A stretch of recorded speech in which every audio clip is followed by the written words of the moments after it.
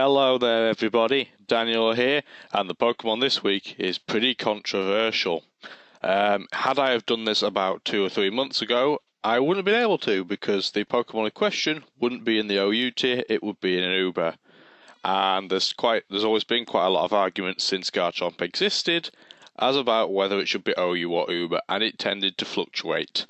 And anyway, we'll go on in set-wise first and talk about its general appearance, as we do on this Pokemon of the Week series. His abilities are Sandveil and Rough Skin. You will pretty much never see the latter, because Sandveil in OU is very common, and as a result, abusing that is usually the common thing to do. His base stats are wonderful. Having base speed of 102 just outspeeds the vast majority of Pokemon in most tiers, frankly, but obviously in OU, as is relevant to this Pokemon.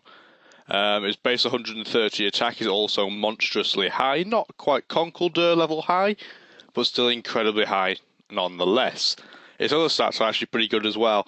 The only thing that really lets it down is that his special attack is only base 80, so going mixed isn't quite as good for it as it is for a Pokemon like Salamence, for example.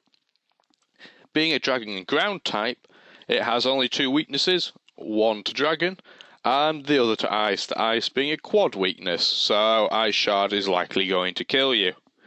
The Resistances department, not too bad either. Having resistance to Stealth Rock in any tier is very handy, and it has an immunity as well to Electric, which means switching in, there's a bit of, a bit of extra ease, to put it that way. So I've got 3 sets as always, and the first set is the set that is incredibly common, and I thought I'd better talk about it so at least you know, in case you're not a super competitive person, because we not all are. Anyway, this is the Sword Stance set, and basically all you do is switch in on something that doesn't like Garchomp or can't do anything to Garchomp, and there's quite a long list of things in OU that can't do anything to Garchomp.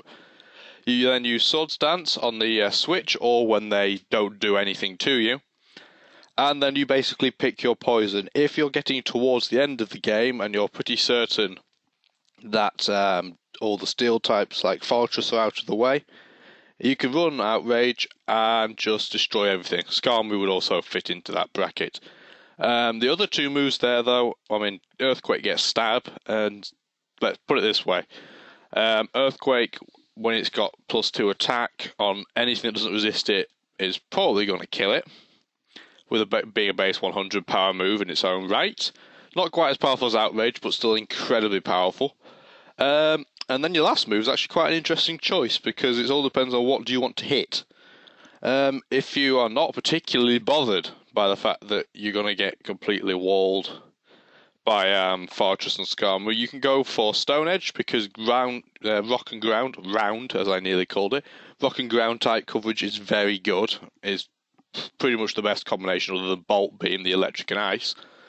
Or you could go for a physical fire move, which again isn't as handy against the Fortresses and the Skarmories, but it will benefit from your Sword Stance. Or you can go for Fire Blast, which destroys the 2 aforementioned Pokemon because of their horrible special defense stats.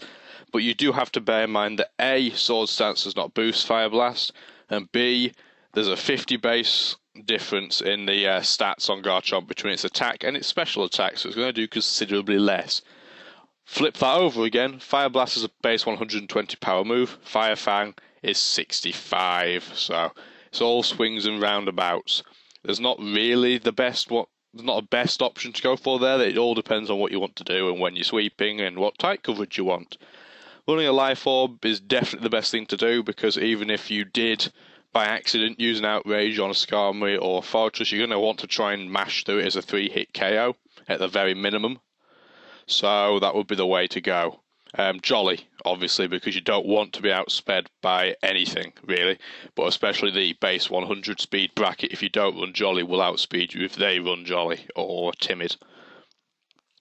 The second set is also pretty common, but it has a completely different purpose. The purpose of this set is to completely spam the ability Sandveil. Now, Sandveil means there's about a 1 in 5 chance that the opposition's attack will miss you, assuming their moves are all 100% accurate. So you've got reasonably good odds for one of their attacks to miss if you keep spamming Substitute. Along with Leftovers, that means you're going to get at least 4. I am not a particular advocate of getting so desperate to whittle myself down to 1 HP to do so, because you never know when a different weather effect comes in, or you might get blown out with a raw user. So I get to the stage where if I've used my 3rd substitute, I'm not willing really to use a 4th, because you completely kill your versatility, and also you want to use Swords Dance anyway. So if you get to that lower health, every priority move is going to kill you, not just Ice Shard. So bear that in mind. What I do, or what the set does, is it tries to substitute, and you hope one of the first 3 attacks misses, or they don't attack you, because sometimes that happens as well. And then you get a Swords Dance off, and basically you're now in impunity, because obviously if you're behind a substitute, you're not particularly bothered by Ice Shard, which is pretty much the bane of Garchomp's existence. So you basically just get to kill everything. It's pretty simple. Garchomp is very, very powerful. Hence it was in Uber from time to time. It ended up at the end of 4th gen in Uber, and at the start of 5th gen it's in Uber. So you can kind of understand how powerful it is just from the tier figures. The choice, really, the difficulty here is, do you go for Outrage or do you go for Dragon Claw? And it's quite a hard choice, actually, because you might want, it's the choice of, do you want 50% more power by going for Outrage, or do you want the ability to switch moves? And switching moves is pretty much, entirely more important on this set than the previous one, because, well, there's a lot of different type of Pokemon are going to switch in to sort this out. Phases, in particular, are going to try and come in to switch you out here. And having a bit of versatility and not being locked into Outrage so you can actually make another move is quite a handy thing to do. As I've put as a note there in the bottom, Bronzong and Skarmory, absolutely do not fear this set. They might start fearing it the moment you get up to +3, +4, +4, +6 in the Swords Dance department. But by that point, they're going to have found something to do to try and stop that happening. And you have to bear in mind, both of them are completely immune to Earthquake. So if you run Dragon Claw, even +6, you're still going to have problems mowing these Pokemon down, especially Skarmory, because that is the epitome of what is physical in the OU tier. Finally, the 3rd set. I had a look through the move pool, and unfortunately, it's not really an uncommon Garchomp set, because the only thing I've not mentioned thus far that is common is that you see the first set just running a Choice Band or Choice Scarf and replacing Swords Dance with the 4th move. That's really all the variation there is to it.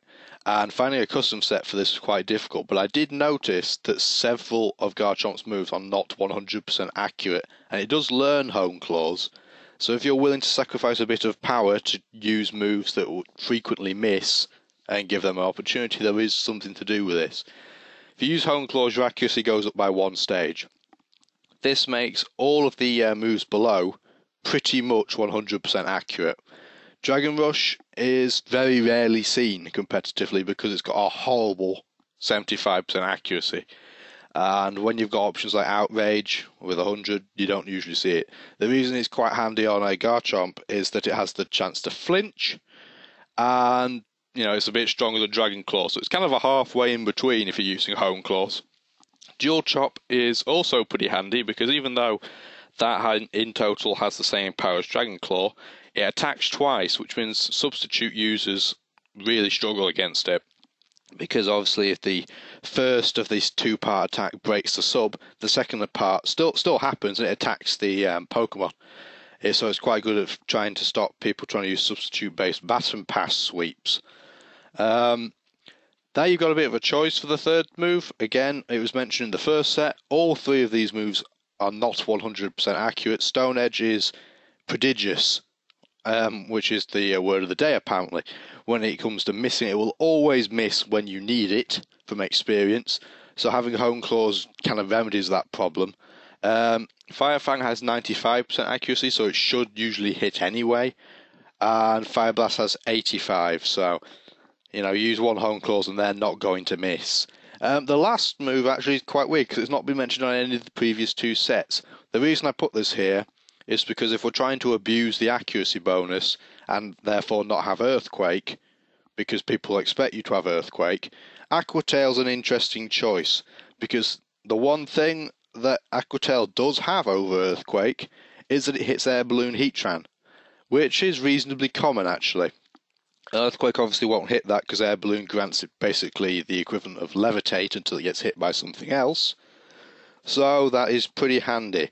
And like I said, everybody will expect you to run Earthquake. So they're not going to bring things in that are weak to Earthquake. So you might get grass types trying to come in. You'd be suicidal, but grass types will try to switch in on Garchomp. There really aren't many switch-ins to Garchomp, hence it was, you know, in Uber for so long. Switching into Garchomp is incredibly difficult because both of its stabs are very good stab types to have in the OU tier. Its attack is base 130, so if you're going to come in, you're going to get clobbered by anything.